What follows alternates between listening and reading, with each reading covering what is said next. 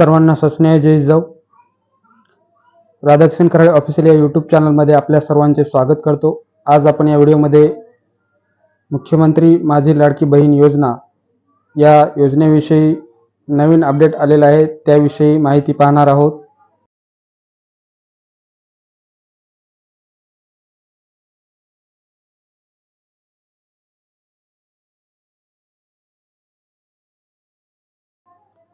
ज्या काही लाभार्थी ज्या पात्र महिला आहेत त्या सर्व महिलांना राज्य शासनामार्फत यानंतरचा हप्ता वितरित करण्यासाठी त्यांना ई-KYC करणे राज्य शासनाने बंधनकारक करण्यात आलेले आहे आणि ही ई-KYC करण्यासाठी 2 महिन्याची मुदत देण्यात आलेली आहे. त्या 2 महिन्यामध्ये आपण आपली ई-KYC आधार लिंक असलेल्या मोबाईलच्या OTP द्वारे करून घ्यायची आहे.